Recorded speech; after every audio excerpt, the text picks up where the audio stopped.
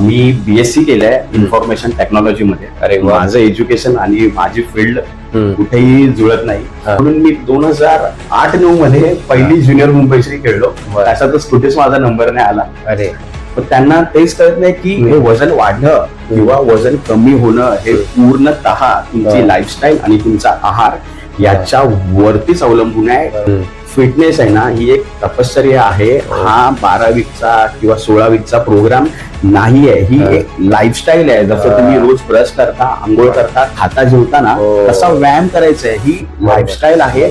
मला डीएम मध्ये मेसेज येतात, दादा सकाळ दुपार संध्याकाळ 3 टाइम क्रिएटिन खाल्ली तर. अरे तू दिवसभर जरी क्रिएटिन खाल्लीस ना तरी पण काय होणार नाहीये. जोपर्यंत तुझं डाएट आणि तुझा वर्कआउट जोपर्यंत चांगला नाहीये ना, काही होणार नाही. ती क्रिएटिन अंगाला लावा किंवा खा, काहीच यूज नाही. ते जो मार्केटिंग करतोय ना, आता मी एखादं काय दाखवलं ना, हे खाल्लं ना बायसेपचा पीक असा होणार, लोक घेणार, लगेच घेतात. ते लोक अभ्यासच नाही करत, त्यांना जे दिसतंय ना तेच पटकन. अरे काय अजय देवगण तो खातच नरका गुटका बरोबर नाही खाते.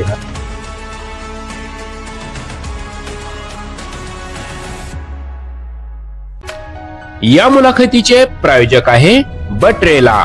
Be healthy be strong.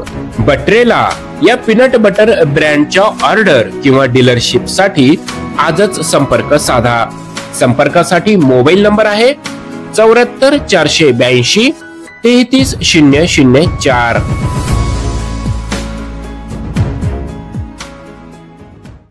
नमस्कार फिटनेस प्रेमींनो, मी ईश्वर ठाकरे. ईश्वर ठाकरेज फिटनेस मंत्रा या आपल्या हक्काच्या आणि आवडत्या फिटनेस आणि बॉडी बिल्डिंगशी रिलेटेड यूट्यूब चॅनलमध्ये खूप खूप स्वागत.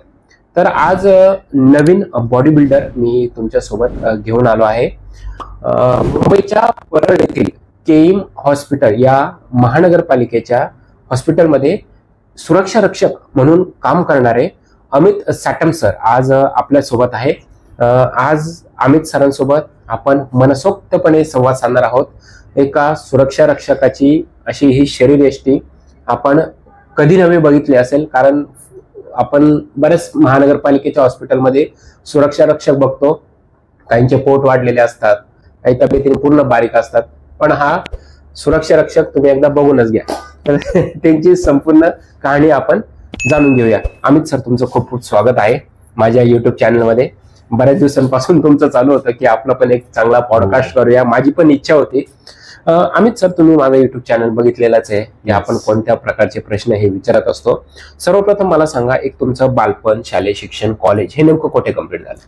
माझं बालपण ऑलमोस्ट जोगेश्वरी विलेपार्लेमध्येच गेलं. मी पार्ले टिळकमध्ये शिकलोय, मराठी मीडियम मध्ये. त्याच्यानंतर माझं ग्रॅज्युएशन सुद्धा मी पार्लेलाच कम्प्लीट केलं, साठे कॉलेजमध्ये. मी बीएससी केलंय इन्फॉर्मेशन टेक्नॉलॉजी मध्ये. अरे माझं एज्युकेशन आणि माझी फील्ड कुठेही जुळत नाही, पण पॅशन वेगळं होतं, एज्युकेशन वेगळं झालं, चालायचं. बर, पण एक व्यायामाची आवड तर तुम्हाला पहिल्यापासूनच होती. हो, हे तुम्ही तुमच्या जे इंस्टाग्रामचे जे व्हिडिओ टाकतात त्याच्यात मी ऐकलं होतं. पण ही व्यायामाची आवड बॉडी बिल्डिंग पर्यंत कसं काय गेली? खरं सांगायचं तर लहानपणी आहे ना, मी फार बारीक होतो. मी जेनेटिकली गिफ्टेड नाहीये, मी खूप बारीक होतो. दुसऱ्यांना बघून वाटायचं अरे मी कसा दिसतोय, एकदम हडकुळा दिसतोय, मला थोडं वजन वाढवलं पाहिजे की मी पण चांगला दिसेल कपडे घातल्यावर. बॉडी बिल्डिंग डोक्यात खरंच कुठे नव्हती.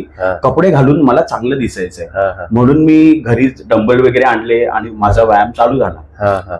तिथून ती जी मला बूस्ट मिळाली की भाई आपण बॉडी बिल्डिंग सुद्धा करू शकतो फ्युचर मध्ये, आणि तिथून मग ती नसाच झाली बॉडी बिल्डिंगची, व्यायामाची, आणि आपण चालू केलं. पण बॉडी बिल्डिंग जर करायची म्हटली तर कोच हा फार महत्वाचा असतो, मार्गदर्शक फार गरजेचा असतो. तर ही सुरुवात कोणापासून केली, कोणाच्या मार्गदर्शनाखाली केली? सुरुवातीला असं प्रोफेशनल काही नव्हतं. घरचं जेवण खाऊनच आपण व्यायाम करायचा. काहीतरी कुठून कोणी सांगताय त्याचं ऐकायचं.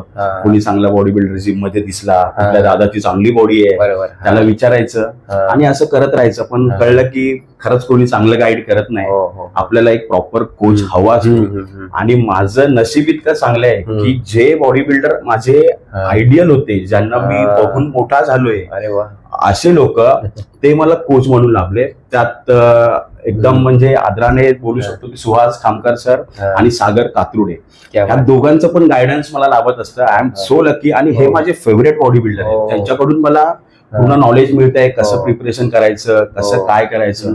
कधी मी थोडासा मोटिवेशन असतं नेहमी, असं नाहीये. कधीतरी आपण डाऊनफॉल मध्ये असतो त्यावेळी पण ही लोक मला तितकीच मदत करतात.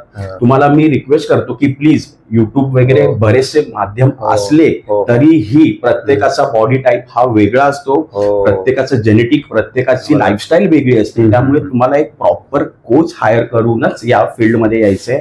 उगाच इंस्टाग्राम किंवा व्हिडिओ, युट्यूबचे व्हिडिओ बघून तुम्ही जर असं काही कराल तर रिस्क पण आहे त्याच्यामध्ये. सगळ्यांचंच विमान उडेल असं नाहीये, तुमचं क्रॅश पण होऊ शकतो. सुहास सर आणि सागर सर एक बॉडी बिल्डिंग मधले लिजंडच आहे आणि त्यांच्या मार्गदर्शनाखाली तुम्ही बॉडी बिल्डिंगची तयारी करताय म्हणजे हा आनंद तुमच्यासाठी खूप काही आहे. जो ऑनलाईन जे युट्यूबवर बघतात की असा वर्कआउट करायचा तसा वर्कआउट, मुलं पण तेच फॉलो करतात.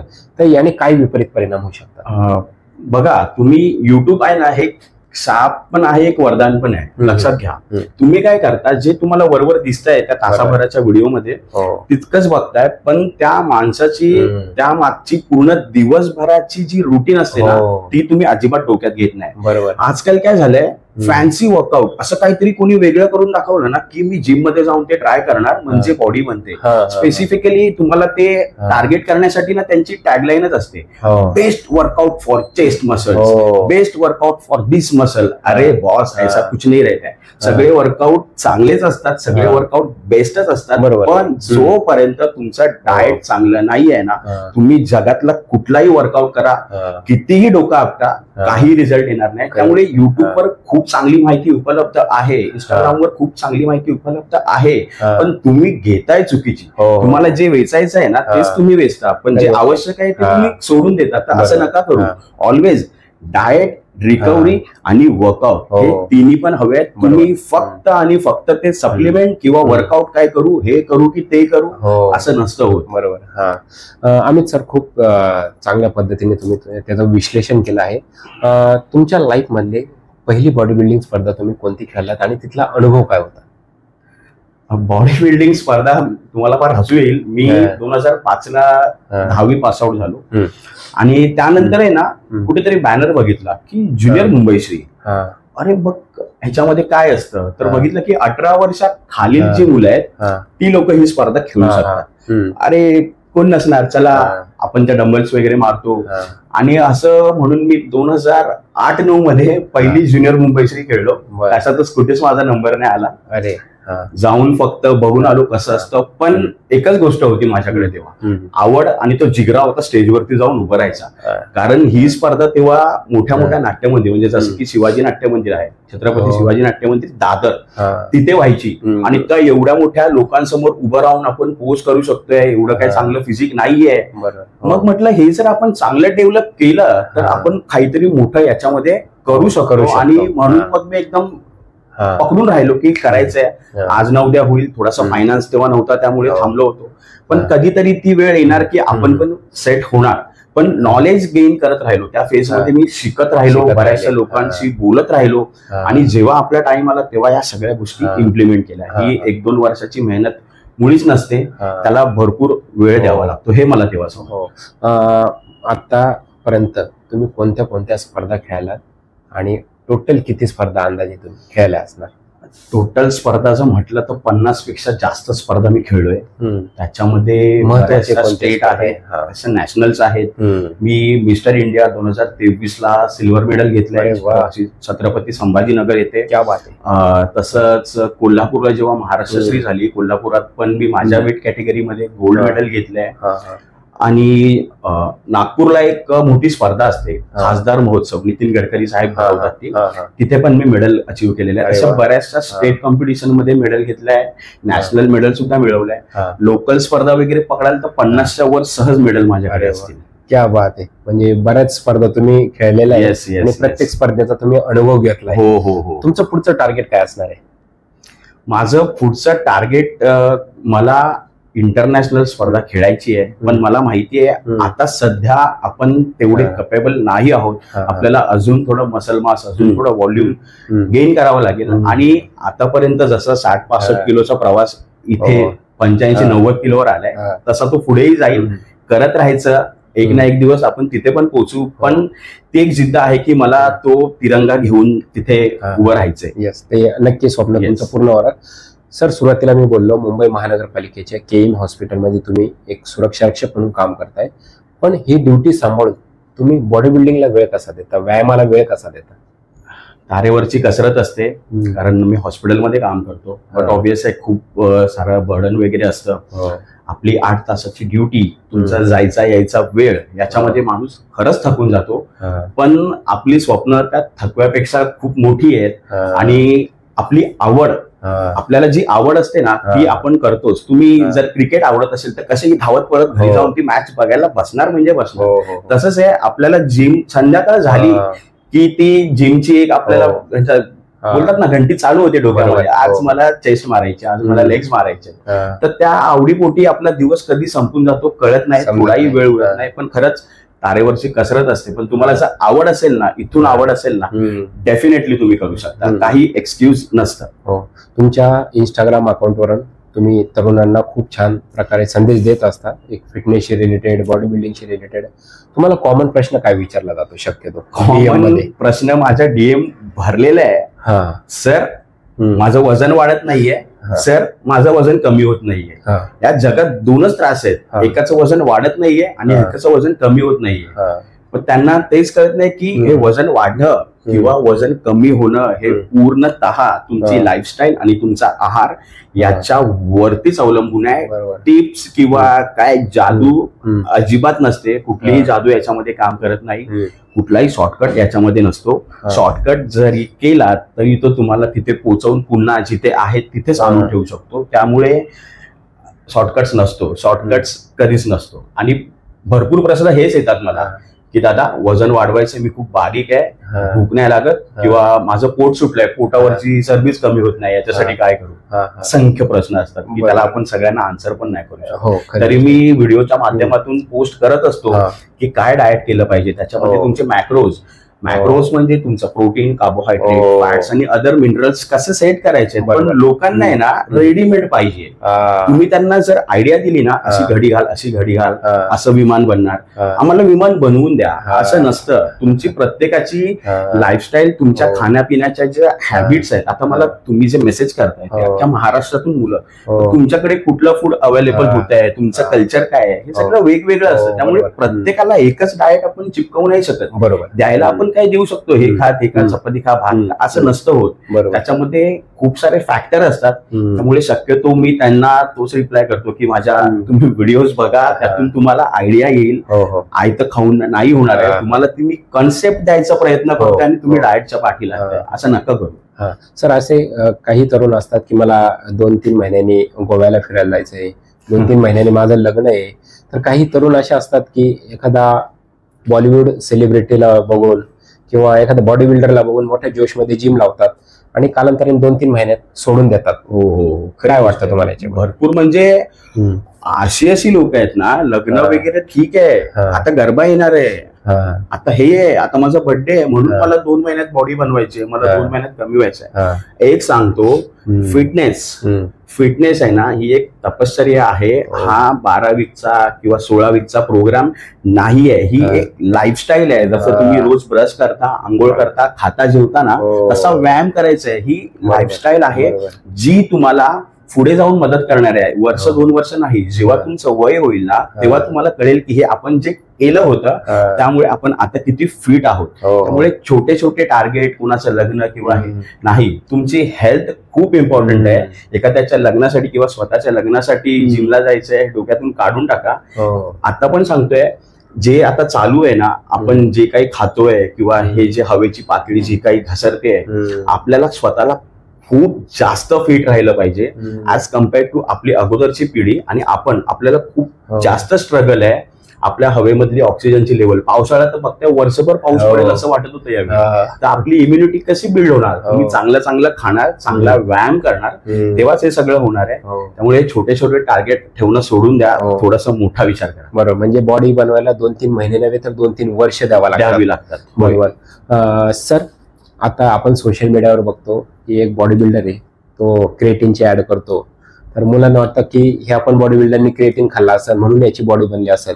तर अशा अफवांना आमिषांना मुलं बळी पडतात. तर याबद्दल काय वाटतं तुम्हाला? क्रिएटिन एक ना सप्लिमेंट असतं, पण त्याचं हाईप, त्याचं जे मार्केटिंग केलं जातं ना असा डब्बा घेऊन की हे बघा हे खाल्लं असे मसल्स बनले, असं नसतं. क्रिएटिन हा एक परफॉर्मन्स एनहान्स करणारा प्रोडक्ट आहे. हा एक प्रॉपर अमिनो ऍसिड आहे जो सगळ्यांच्या बॉडीमध्ये असतो. आपण चिकन वगैरे खातो, नॉनव्हेज वगैरे खातो, त्यातून तो आपल्याला मिळत असतो, पण तितक्या प्रमाणात नाही मिळत जितकी रिक्वायर्ड आपल्याला अमाऊंट हवी असते. म्हणून ही सप्लिमेंट बाजारामध्ये आली आहे. पण याचं मार्केटिंग आहे ना हे चुकीच्या प्रकारे होत आहे. मुलांना तुम्ही हे सांगा की हे एक जस्ट एक तुम्हाला बूस्ट देणार आहे, हे तुमची बॉडी लगेच काय बनवेल असं काही नाहीये.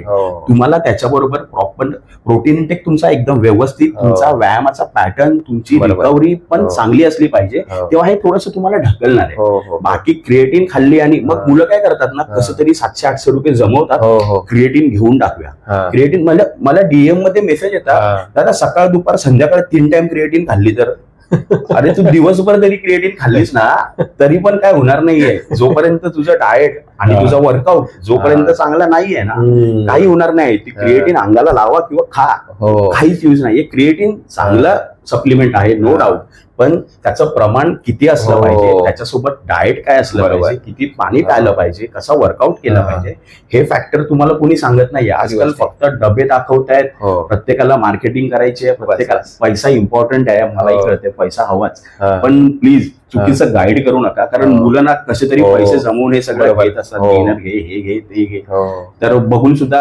दया येते, पण आपण नाही काय करू शकत. कारण काय होतं ना ते जो मार्केटिंग करतोय ना, आता मी एखादं काय दाखवलं ना, हे खाल्लं ना बायसेपचा पीक असा होणार, लोक घेणार लगेच घेतात. ते लोक अभ्यासच नाही करत, त्यांना जे दिसतंय ना तेच पटकन, अरे काय अजय देवगण तो खात असणार का गुटखा खरोखर? नाही खाते.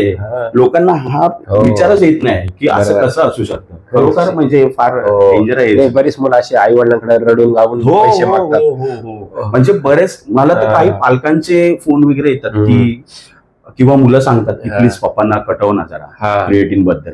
अरे कटवून काय करू, पण त्या निस्टर क्रिएटिन काय नाही होणार आहे. तू सगळं खाणार आहेस का?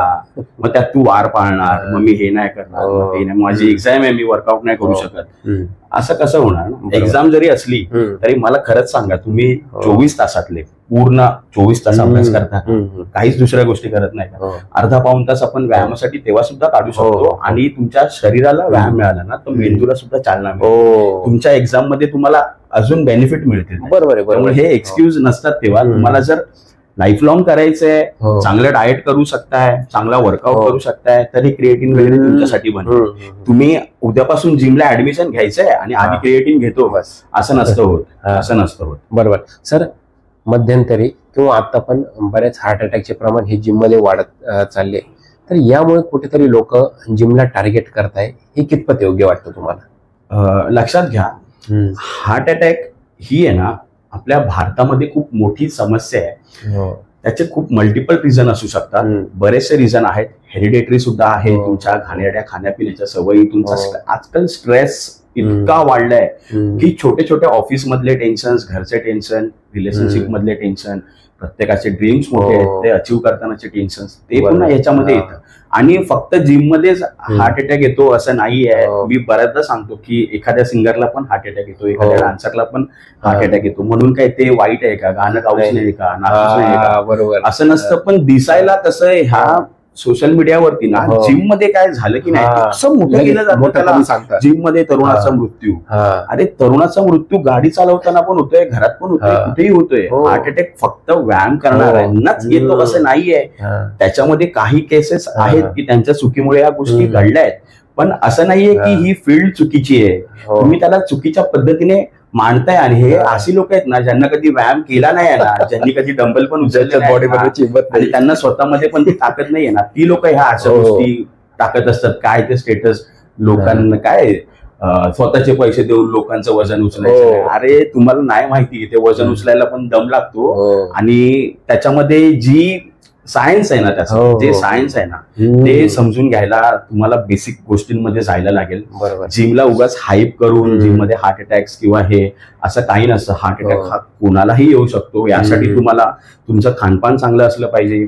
एक 6 महिन्यांनी 3 महिन्यांनी तुम्ही तुमच्या ब्लड टेस्ट वगैरे पण केल्या पाहिजे. माणूस बाहेरून कितीही जरी चांगला दिसला, हेल्दी दिसला, आपण म्हणतो चांगला होता तो, त्याला कसा आला त्याला त्याच्या ब्लड मध्ये कोलेस्ट्रॉलच्या लेवल्स काय आहेत, त्याच्या इतर जे ब्लड मार्कर आहेत ते काय आहे, हे आपल्याला बाहेरून नाही दिसणार आहे. आणि वेळीच तुम्हाला कळलं तर आपल्याला त्याच्यावरती मग प्रतिबंध करता येतो. उगाच काहीतरी एक निमित्त होऊन जातं आणि त्या हार्ट अटॅकमुळे सगळीकडे बोंबाबोंब होते. बोलणाऱ्यांना संधी मिळून जाते, अरे जिमला गेलं म्हणून हार्ट अटॅक आला. उलट व्यायाम केला तर आपलं हार्ट अजून चांगलं काम करतं. पण काही चुकीच्या पद्धती किंवा काही चुकीच्या गोष्टी घडतात, नाही असं नाही, पण त्याच्यामुळे पूर्ण इंडस्ट्रीला बदनाम नका. खरी गोष्ट आहे. म्हणजे छोट्याचं मोठं करून दाखवायचं, कारण लोकांना आता म्हणजे फिटनेस इंडस्ट्रीला बदनाम करायचं लोकांनी. आणि जिम म्हटलं की रंग येतो. एक इंस्टाग्राम मध्ये म्हणतात ना, व्हिडिओ बघायचा ना, चांगलं होत पाहिजे, हे हुक आहे तुम्ही. जिम मध्ये हार्ट अटॅक, अरे तो माणूस थांबून बघणार, ज्याला काही इंटरेस्ट आहे ना तो पण बघणार कसं झालं काय झालं, म्हणून सगळं चाललेलं आहे, बाकी काय. बरोबर आहे सर. गल्लीतली स्पर्धा खेळलेला मुलगा म्हणजे 2-3 स्पर्धा जरी खेळला तरी तो आज प्रेप कोच बनून पाहतोय. तर प्रेप कोच कसा असला पाहिजे, काय वाटतं तुम्हाला? कारण आज तुम्ही सुहास सर, सागर सरांच्या मार्गदर्शनाखाली स्पर्धेची तयारी करताय, तर काय वाटतं तुम्हाला? प्रेप कोचचा कॉन्सेप्ट कुठून कुठे आलाय ना, मला खरंच कळत नाहीये. कारण प्रेप कोच हा स्वतः माझं वैयक्तिक मत आहे की नॉलेज असलंच पाहिजे, नो डाऊट, बट नॉलेज बरोबर आहे ना, एक महत्वाची गोष्ट तुमचा अनुभव, एक्सपिरियन्स. तुम्ही अभ्यास केलाय, पुस्तकं वाचली, मी कोर्स केले आहेत, ह्याचा कोर्स केलाय, त्याचा कोर्स केलाय, अॅनाबॉलिकचा पण कोर्स केलाय. अरे भाई, पण तू बॉडी बिल्डिंग केली आहेस का? तू वॉटर कंट्रोल केलायस का? तू स्पर्धा खेळलायस का? तू हे अनुभवलायस का? आपली जेव्हा जळते ना तेव्हाच आपल्याला कळते. त्याच्यामुळे 1-2 स्पर्धा करून किंवा काय करून प्रेप कोच म्हणून इतरांच्या जीवाशी खेळू नका. 5-10 वर्षाचा अनुभव सुद्धा फसवतो. स्वतः अनुभवलंय मी. आपल्याला वाटतं आपण खूप मोठे शहाणे आहोत, पण ही इतकी डीप इंडस्ट्री आहे की याच्यामध्ये नॉलेजच्या सोबत एक्सपिरियन्स मस्ट असला पाहिजे. ज्या माणसाला एक्सपिरियन्स आहे, ज्यांनी स्वतः स्टेज गाजवलंय, त्याला हक्क आहे प्रेप कोच म्हणून घ्यायचा. बरोबर. बाकी उगाच. आणि मुलांना पण रिक्वेस्ट करतो की ते काय करतात माहितीये का हल्ली, म्हणजे मी इंस्टाग्रामवर बघतो, नवल वाटतं मला की 300-500 रुपयामध्ये पण डाएट वगैरे मिळतंय. कारण त्यांना कसं असतंय, त्यांचे फॉलोअर्स भरपूर आहेत. गंमत कशी आहे, 300 रुपये छोटेच आहेत, त्याच्या फॉलोअर्सनी मल्टिप्लाय केलं की त्याला बेनिफिट भेटतंय. म्हणून काय उठसूट कुणी काही चाललंय आणि चाललंय असं. पण याच्यामध्ये मुलं फसतात. मग एक लेवल असे येते, ते वैतागतात, सोडून देतात, मग बोलतात अरे काय नाही, फालतूगिरी आहे सगळी, हे काय होत नाही, तसं. आणि मग बदनाम काय होतंय, इंडस्ट्री बदनाम, हे कळत नाही. प्रेप कोच खाऊ नाहीये, कारण व्यक्ती तितक्या प्रकृती, प्रत्येकाचा बॉडी टाईप वेगळा आहे. आता मी जे खाऊन जो रिझल्ट येतोय तो तुम्हाला पण येईल याची खात्री नाही देऊ शकत. प्रत्येकाचे कॅलरीज, प्रत्येकाचं प्रोटीन डायजेस्ट करण्याची क्षमता सगळंच वेगळं असतं. त्यामुळे प्रेप कोच बनणं तितकंसं सोपं नाहीये. मी पण बऱ्याच मुलांना गाईड करतो, पण मी स्वतःला प्रेप कोच नाही म्हणवत. मी त्यांना फक्त मदत करतो की बाबा मी जे अनुभवलंय ना त्या चुका तुम्ही नका करू.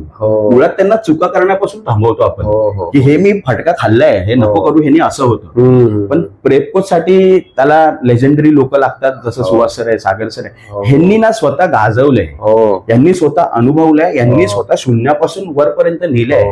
त्यांच्या त्या प्रवासामध्ये त्यांना बऱ्याचशा गोष्टी कळल्या, बराचसा अभ्यास केलाय.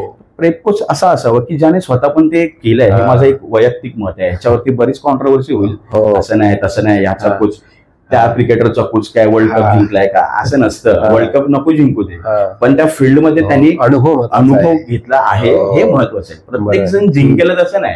आजकाल बरेच कोच, मोठे मोठे कोच असे आहेत ना की ज्यांना ऍज अ बॉडी बिल्डर खूप मोठी अचिव्हमेंट नाहीये, पण ते भरपूर स्पर्धा खेळले आहेत, भरपूर त्यांनी टायटल्स वगैरे मिळवले आहेत. नॉट नेसेसरी भारत श्री झाला पाहिजे किंवा मोठं काही झालं पाहिजे, पण मला काय म्हणायचंय, त्या स्ट्रगल मधून आहे ना ती व्यक्ती स्वतः गेली पाहिजे, त्या चरख्यातून तो गेला पाहिजे ऊस चांगला, तेव्हा कळणार आहे आपल्याला, तेव्हा त्याला ते बेस्ट देऊ शकतो तो. हे मला म्हणायचं. आजकाल म्हणजे स्पर्धा खेळले नाहीयेत अशी मुलं पण प्रेप कोच म्हणतात, ज्यांनी स्वतः कधी काय केलं नाही, बरोबर, एकही स्टेज बघितला नाही, तर असं नाही चालत. सर असोसिएशनचे वादविवाद हे फार जुने आहेत, बॉडी बिल्डिंग असोसिएशनचे. हो. तर या वादामध्ये बऱ्याच बॉडी बिल्डरांचं नुकसान होऊ पाहत आहे की या असोसिएशनमध्ये खेळावा की या असोसिएशनमध्ये खेळावा. यामध्ये कुठेतरी बॉडी बिल्डर भरडला जातोय असं वाटत नाही तुम्हाला? हो, नक्कीच नक्कीच नक्कीच. कारण हे फार जुना काळापासून चालू आहे सगळं. प्रत्येकाची इच्छा आहे, बॉडी बिल्डरची इच्छा आहे एकत्र यावं. कमिटी मधल्या बॉडी बिल्डिंगच्या लोकांची पण काही इच्छा आहे एकत्र यावं, पण ते का होत नाहीये मला खरंच कळत नाही. पण मी तुम्हाला एकच सांगेन, आपण स्वतः थोडस जागरूक राहिलं पाहिजे. तुम्हाला तुमच्या जॉबच्या ऑपॉर्च्युनिटी कुठून मिळू शकतात, कुठून तुम्हाला चांगल्या स्पर्धा खेळायला मिळू शकतात. कारण लक्षात घ्या, बॉडी बिल्डिंग म्हटलं ना फक्त ट्रॉफी आणि मेडलनी नाही म्हणणं, आपल्याला पैसा पण लागतो. मी नेहमी सांगतो, पैशाचं सोंग नाही घेता येत. जिथे चांगल्या स्पर्धा होत आहेत, जिथे तुम्हाला चांगले प्राइज मिळत आहेत, बट ऑब्व्हियस आहे मुलं तिथेच वळतात आणि हा सगळा खेळ येऊन पैशांवरच थांबतो. नक्कीच एका वर्षभराचा खर्च आहे ना ह्या पैशामधून नक्कीच नाही निघत. बरोबर, कारण खर्च कित्येक पटीने जास्त असतो, पण एक थोडासा हातभार लागतो. त्यामुळे जास्तीत जास्त स्पर्धा कुठल्या फेडरेशनला मिळत आहे, जॉबच्या ऑपॉर्च्युनिटी कुठे मिळत आहेत, तुमचे जे महत्वाचे पुरस्कार आहेत. फॉर एक्झाम्पल आपल्या राज्यामध्ये छत्रपती पुरस्कार खूप मानाचा समजला जातो, महाराष्ट्र तो कुठे मिळतोय ना, हे बेसिक गोष्टी तुम्ही बघा. मी कुणाला डाऊन किंवा कुणाला मोठं असं नाही म्हणत आहे, पण हे बेसिक गोष्टी आहेत ना, ह्या आपल्याला कळल्या पाहिजे की हा आपल्याला कुठे मिळत आहेत. तिथे तुम्ही राहिलं पाहिजे.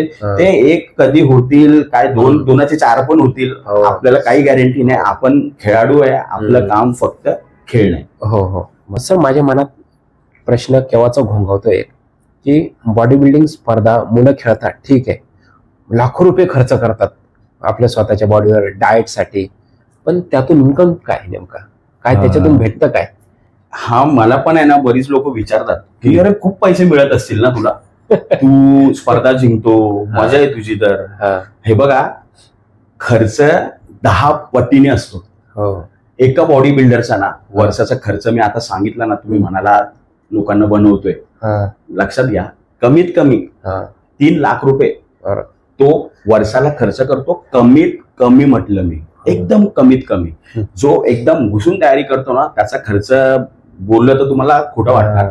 आणि बॉडी बिल्डर आहे ना कधीही फक्त पैशासाठी नसतो खेळत. पैसा मॅटर जरी करत असला तरी त्याला ती ट्रॉफी, तो मेडल, तो टायटल खूप जास्त इम्पॉर्टंट असतो. आणि फक्त बॉडी बिल्डिंगच नाही, इतर पण जे काही स्पोर्ट्स आहेत ना ती मुलं खूप खर्च करतात, खूप म्हणजे खूप.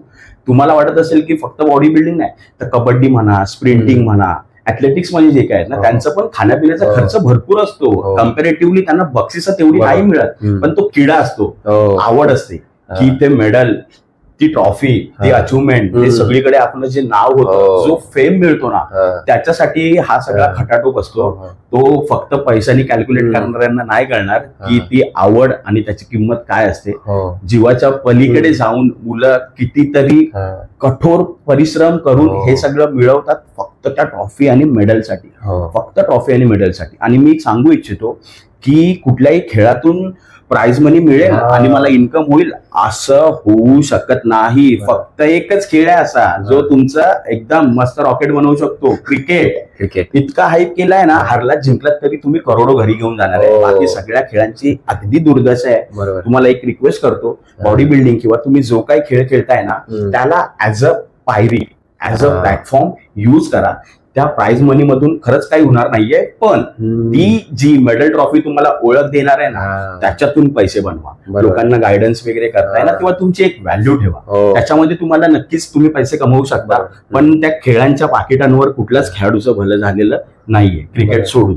खरंच. आणि म्हणजे ही दुर्दशा आहे की क्रिकेटला जितकं काही मिळतंय ना तितकं इतर खेळाडूंना नाही. आपल्याकडे काय माहितीये का, तुमच्या स्ट्रगलच्या वेळी कोणी तुम्हाला मदत करत नसतं. ऑलिम्पिकला जाऊन मेडल मारून आला ना की त्याला डिक्लेअर होणार इतके करोड आणि तितके करोड. तिकडे अगोदर तो कर्ज काढून बिचारा कर्जबाजारी झालेला असतो, त्याला त्या स्ट्रेस मध्ये खेळत असतो की अरे इतका खर्च केलाय. हे जर त्याला अगोदर मिळालं ना तर तो काय बेस्ट परफॉर्म करू शकतो, कारण त्याला तेव्हा स्ट्रेस नसणार आहे, back of the mind tension नसणार आहे. आपल्याकडे आहे, बॅकअप आहे. हे जिंकल्यानंतर मिळते, चांगली गोष्ट आहे, जिंकल्यानंतर तुम्ही देताय. पण जे स्ट्रगलिंग मध्ये आहेत ना त्यांना पण गव्हर्नमेंट कडून काही ना काही मिळालं पाहिजे, काहीतरी क्रायटेरिया फिक्स ठेवला पाहिजे. तुम्ही नक्की द्या, पण हे पाकिटं किंवा बक्षिसांमध्ये खरंच काही नसतं होत, टू बी व्हेरी ऑनेस्ट. खरंच काही होत नसतं, तेवढी रक्कम नसतेच. हो, काही नवोदित मुलं आता या बॉडी बिल्डिंग क्षेत्रामध्ये येऊ पाहताय, स्वतःचं नशीब आजमावायचा प्रयत्न करतायत, तर त्या मुलांना काय मार्गदर्शन करणार? नवीन मुलांना ना एक रिक्वेस्ट करतो, लक्षात घ्या, सगळ्यात इम्पॉर्टंट आहे बॉडी बिल्डिंगच्या अगोदर तुमचं घर, तुमची फॅमिली, या सगळ्यांचा खर्च मॅनेज करून तुम्ही तुमच्या फ्युचरची तरतूद करून जर यामध्ये पडू शकताय तरच या, कारण नॉट नेसेसरी प्रत्येक बॉडी बिल्डर यशस्वी होतो. तुम्ही इतका खर्च करून याच्यामध्ये येणार, सगळं बाजूला टाकून ह्याच्या त्याच्याकडून पैसे घेऊन, आणि उद्या बॅड लकली नाही आपला पत्ता चालला किंवा 1-2 वर्षात काय होत पण नाही. तुमची ताकद आहे का 3-5 वर्ष एवढाच खर्च करायची? तुम्हाला बॅकअप आहे का तितकी स्पॉन्सरशिप किंवा तितकं कुणी देणारा असेल ना तर याच्याकडे वळा. कारण तुम्ही नवीन आहात, एक नवोदित स्पर्धा खेळली, तिथे मेडल मिळू शकतं, पण जेव्हा आपण त्या मोठ्या जंगलात येतो ना, मोठे मोठे वाघ असतात तिथे, तेव्हा कळतं की मेडल कसं मिळवायचं. त्यामुळे उगाच काहीतरी नाद करू नका. तुम्हाला प्रॅक्टिकल राहायचंय, तुम्हाला खरंच हे खर्च करता येतील, इतका वेळ देता येईल, लॉंग टाइम मला खेळता येईल, तरच याच्यामध्ये उतरा. तुम्हाला 1-2 वर्षात फटफट टायटल मारायचं आणि निघून जायचं, असं काही नाही होत. 1-2 वर्षात येणाऱ्यांना कोणी ओळखत नाही, असे खूप आले आणि खूप गेले. लक्षात कोण राहतात? जे लॉंग टाइम खेळतात. तुम्ही आजही घ्या, शाम रहाटेंचं नाव लगेच संदीप वादावलकर, सुहास खामकर, सागर कातुर्डे, मनीष आडविलकर आहे, अशी मोठी मोठी नाव आहेत. का लक्षात राहतात ही? बाकी आठवत पण नाहीत, कारण आहे ना हे लॉंग टाइम खेळले आहेत. त्यांनी डिकेट गाजवलं, म्हणजे 10-10 वर्षापेक्षा जास्त काळ गाजवलंय. तेव्हा ते लोकांच्या डोक्यात बसतात आणि फेम मिळतं. 1 वर्ष आला आणि गेलेला आपल्याला नाव पण आठवत नाही, आम्हाला पण नाव आठवत नाही की अरे कुठली टायटल मारली होती त्यांनी, काय कळत. त्यामुळे लॉंग टाइम करू शकताय का तर याच्यामध्ये या. हो बरोबर सर. फिटनेस आणि बॉडी बिल्डिंगच्या व्यतिरिक्त हटके प्रश्न आहे. जेव्हा तुम्ही ड्युटीवर असता तर तुमचा ड्रेस कोड जेव्हा तुम्ही परिधान केलेला असतो तर लोकांची रिॲक्शन काय असते? म्हणजे आधी तर मी पोस्ट वगैरे केलं तर बरेचसे कन्फ्युज होतात की सर पोलीस आहात. हो नाही, युनिफॉर्म तसा आहे आमचा. मी सिक्युरिटी गार्ड आहे, सुरक्षा रक्षक आहे महानगरपालिकेमध्ये, मुंबई महानगरपालिकेमध्ये. ऑलमोस्ट बाकीच्या गोष्टी सेम असतात. आणि तुम्ही जसं म्हटलं ना लोकांच्या रिॲक्शन, खरं सांगतो मी, म्हणजे लोक वळून बघतात, म्हणजे बघतात, लोक ऍप्रिशिएट करतात, काही बोलून दाखवतात, काही न बोलताच निघून जातात. पण गर्व वाटतो, एक प्राऊड वाटतो, अभिमान वाटतो, गर्व नाही म्हणू शकत त्याला, की लोक आपल्याकडे वळून बघतात. ती आपण लोकांची 2-3 सेकंद चोरतोच, त्यांना बघावंच वाटतं. मोह आवडत नाही. बरीच मुलं येऊन फोटो वगैरे काढतात, लोक कॉम्प्लिमेंट पण देतात. काही वयस्कर लोक तर, म्हणजे हा प्रश्न मला नेहमी पडतो, कोणी भेटला ना ते येणार आपल्याला, अरे खूप छान बॉडी आहे, तुमच्या काळात आमची पण अशीच होती.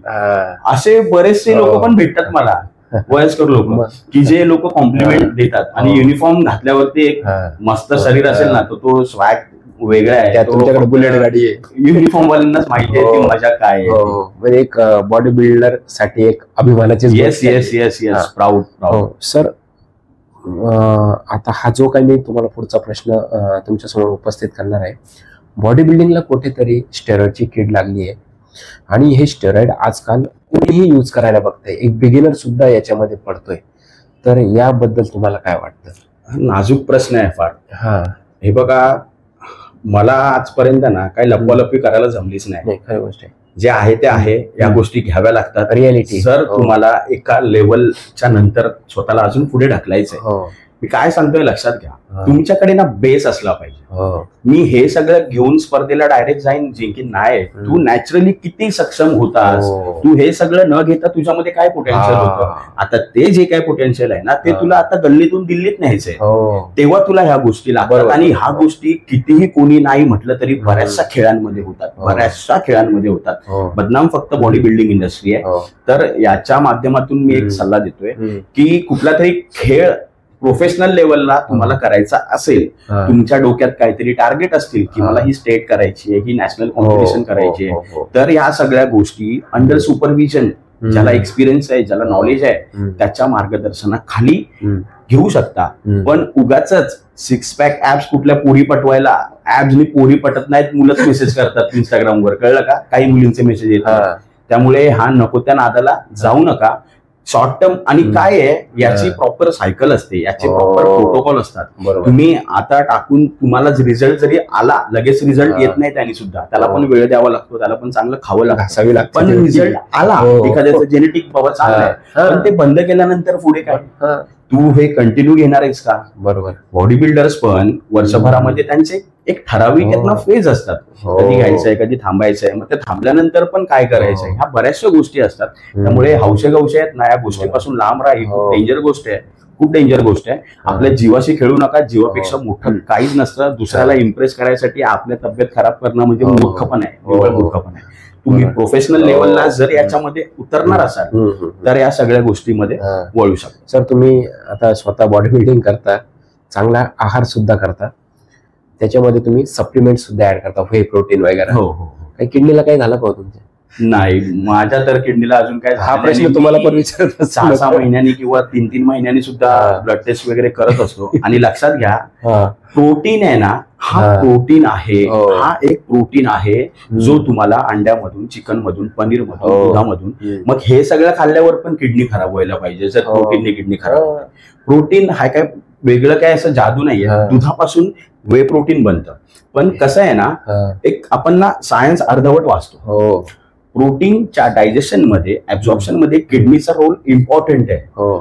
आणि जे किडनीशी त्रस्त रुग्ण आहेत, मी स्वतः हॉस्पिटलमध्ये काम करतो त्यामुळे मला या गोष्टी माहिती आहेत. ज्यांना किडनीचे काही आजार आहेत सिरियस, डॉक्टर त्यांना सांगतात की तुम्ही प्रोटीन आहे ना थोडंसं कमी घ्या तुमच्या डाएट मधून, बिकॉज तुमची किडनी तितकी सक्षम नाहीये की जी प्रोटीन ऍब्झॉर्प्शनला तुम्हाला मदत करेल. त्यासाठी त्यांना थोडं रेस्ट्रिक्ट केलं जातं. ते आपण चुकीच्या पद्धतीने घेतलं, प्रोटीनने किडनी खराब होते. किडनी खराब झालेल्यांना प्रोटीन अवॉइड केलं जातं, कळलं का? प्रोटीनने किडनी खराब होत नसते. तुमचं जे बॉडी वेट आहे त्याचे जे कॅल्क्युलेशन्स असतात डिफरंट तेवढी अमाऊंट तुम्हाला लागणार आहे बॉडीमध्ये, ती तुम्हाला घ्यायलाच पाहिजे. आणि कसं आहे ना, चांगली गोष्ट आहे ना, त्याला आपल्याकडे मॅनिप्युलेट करायला दुनिया येते. दारूनी कोणाचं लिव्हर नाही खराब होणार, सिगरेटनी, तंबाखूनी कोणालाच काही होणार नाही, सगळे एकदम अमर आहेत, कारण त्याच्यामध्ये केसर असतं. आणि प्रोटीन मध्ये डायरेक्ट किडन्या खराब होतात. हा आपल्या समाजात आहे ना, जागरूकता अवेअरनेस नसल्यामुळे ना हे लोक त्याचा फायदा घेत आहेत. म्हणजे लोक आज रस्त्यावरती उभं राहून आहे ना, त्याच्यावर धूळ, आणि आपण रस्त्यावरून बाईकवरून फिरलं ना, आपल्या तोंडावरती रुमाल फिरवलं की आपल्याला कळेल. पण लोक ते उघड्यावरचे पदार्थ खातात बिंदास, आणि तीच लोक म्हणतात की प्रोटीनने किडन्या खराब होतात. लॉजिकच नाही याच्यामध्ये. प्रोटीन हा एक मॅक्रो आहे, प्रॉपर ते एक आपल्याला शरीराला आवश्यक असलेला घटक आहे, असं जास्त काही नाही. हा, काही फेक प्रोडक्ट वगैरे असू शकतात, त्यात काय भेसळ केली आहे माहिती नाही, त्याची गॅरंटी नाही. पण जे जेन्युइन प्रोडक्ट आहेत ना, वे प्रोटीन, याने किडनी वगैरे खराब होते असं मुळीच काही नसतं, मुळीच नसतं. आणि असं कुठल्याही केसेस झालेल्या नाही आहेत. सायंटिफिक स्टडीज पण याच्यावरती बऱ्याचशा चालू असतात. त्याच्यामुळे असं गैरसमज पसरवणं चुकीचं आहे. सर तुमचा जास्त वेळ घेणार नाही, शेवटचा प्रश्न, तुमच्या सक्सेसचा मंत्र काय आहे? आणि तुम्ही सुरुवातीला बोलले की मी 50+ कॉम्पिटिशन खेळलो, तर ह्या स्पर्धा जिंकण्यामागे नेमका सिंहाचा वाटा कोणाचा आहे? खूप डिफिकल्ट प्रश्न आहे. सिंहाचा वाटा म्हटलं ना तर ह्याच्यामध्ये बऱ्याच लोकांचे खारीचे वाटे पण आहेत, कळलं का? एका माणसाच्या याच्यामागे बरीच लोक लागलेली असतात, त्याची फॅमिली असतात, त्याच्या मित्रमैत्रिणींपैकी कोणी खास असतात, त्यांची मदत असते, तेव्हा जाऊन ती व्यक्ती पुढे जाते. एकटा माणूस काही नाही करू शकत, त्याला एक चांगला गायडन्स, एक चांगला बॅकअप लागतो.